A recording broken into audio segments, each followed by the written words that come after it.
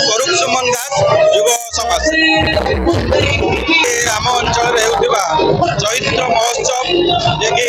प्रथम वर्ष आम कटक माटीर कटक सदरपुर इंजीनियर प्रकाश चंद्र सेठी विधायक महोदय मत निमंत्रण करते चैत्र महोत्सव प्रथम महोत्सव महोत्सव को आम मैंने समस्ते जसपड़ा ग्रामवासी एवं आखपाख अंचल समस्त ग्रामवासी आसी उपभोग करुँचे अंचल उन्नति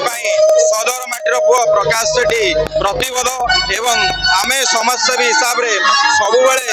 आम माटीर विकास धारा को आगे नापी सब चेष्टित एवं चेष्टा करूँ तेणु यहाँ आज शेष संध्या तेणु आज आगामी वर्ष पुणी नुआ रूप चैत्र महोत्सव होगापाई आम समस्त